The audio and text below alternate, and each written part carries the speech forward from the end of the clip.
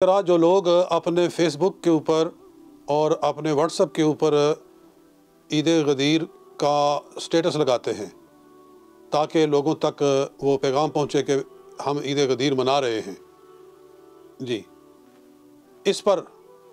بات کرنے کی ضرورت ہے۔ ایک ضروری پیغام پہنچانا چاہتا ہوں۔ 18 ذی الحج کے حوالے سے عید غدیر منائی جاتی ہے۔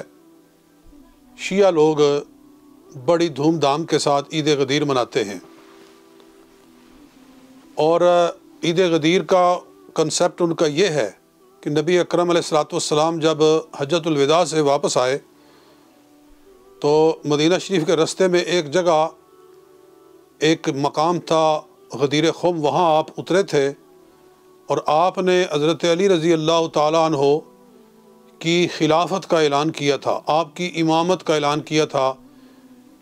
یعنی اس بات کا اعلان کیا تھا کہ میرے بعد جانشین میرا جو میری جگہ پر بیٹھے گا، میرا مصلی سنبھالے گا، میری مسند سنبھالے گا، وہ حضرت مولا علی المرتضیٰ شیر خدا رضی اللہ تعالیٰ عنہ ہیں۔ اس میننگ کے اندر، اس کنسیپٹ کے اندر وہ عید غدیر مناتے ہیں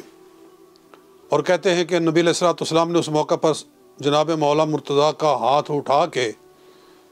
تو اعلان کیا تھا کہ من کنت مولاہ فہذا علی مولاہ، جس کا میں مولا ہوں اس کا علی مولا ہے۔ اور مولا کا مطلب وہ لیتے ہیں آقا، مولا کا مطلب وہ لیتے ہیں حاکم، سردار، کہ جس کا میں سردار ہوں، جس کا میں حاکم ہوں، علی بھی اس کے لیے حاکم ہے۔ وہ اس کو حکومت کے معنی میں لیتے ہیں اور سمجھتے ہیں کہ اس وقت سارے صحابہ نے مان لیا تھا، مگر جب حضور علیہ السلام کا وصال ہوا تو صحابہ نے اس وعدے کو بلا دیا اور مکر گئے، اور حضرت ابو بکر نے خلافت سنبھال لی، تو نبی علیہ السلام کے وعدے سے انحراف کیا ان لوگوں نے، اس لیے وہ عید غدیر کو بہت مناتے، بڑا اس کا ڈنڈورا کرتے ہیں۔ مقصد ان کا صحابہ کرام کو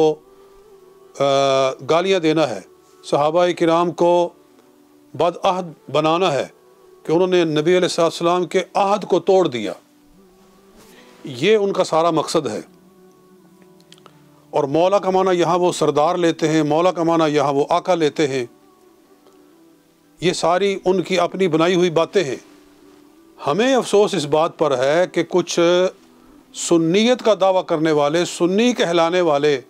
وہ آج عید غدیر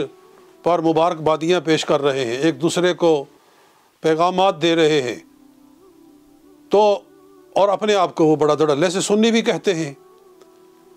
میں ان کو سمجھانا چاہتا ہوں کہ ایک چیز جو کہ شیعوں کا شعار ہے، آج تک شیعہ کرتے آ رہے ہیں، کبھی کسی سنی نے عید غدیر نہیں منائی تھی، کیوں کہ ہم جانتے ہیں کہ عید غدیر منانے کا مقصد ہی ان کا صحابہ پر تبرہ کرنا ہے، صحابہ کرام کو برا کہنا ہے۔ تو ایک سنی کس طرح عید غدیر کے اندر شامل ہو سکتا ہے؟ پھر کہتے ہیں کہ نہیں جی حضرت علی سے محبت، حضرت علی سے محبت میں ہم تو کرتے ہیں۔ بھئی حضرت علی سے محبت سارے اہل سنت کرتے ہیں، مگر شیعوں کا طریقہ اپنا کے کرنا یہ شیعہ نوازی ہے۔ تم شیعوں کی بی ٹیم نہ بنو جی، تم خفیہ شیعہ بن اور شیعیت کا رستہ کھولنے کی کوشش نہ کرو۔ اور مولا کا معنی یہاں حاکم لینا اور پھر صحابہ کرام کو گالیاں دینا،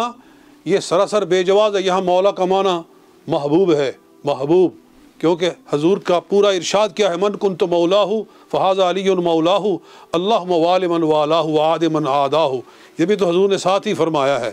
کہ یا اللہ جو علی کو محبوب رکھے تو اسے محبوب رکھ، جو علی کو دشمن رکھے تو اس کو دشمن رکھ۔ جب حضور صلی اللہ علیہ وسلم نے ساتھ میں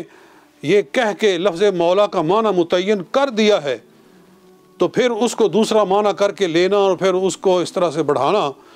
یہ سارا صحابہ کرام کی ذات کو مطعون کرنے کے لیے ہے۔ اور میں ان لوگوں سے کہتا ہوں جو سنی ہو کر عید غدیر منا رہے ہیں کہ میرا خیال ہے کہ وقت آئے گا کہ آپ اپنے گھروں کے اوپر جھنڈا بھی لگائیں گے شیعوں والا، آپ علم بھی لگائیں گے اور کہیں گے کہ کیا حرج ہے، یہ عباس کا علم ہے، تو کیا حضرت عباس سے محبت نہیں ہے ہمیں؟ حضرت عباس سے محبت ہے، یہ جھنڈا حضرت امام حسین کا تھا، کربلا میں گرا تو ہم نے اٹھا لیا، تو ہم حسین کے جھنڈے کو اٹھا کر چل رہے ہیں۔ تو اگر اس طرح کی تعویلوں سے آپ شیعوں کے اعمال کو اور شیعوں کے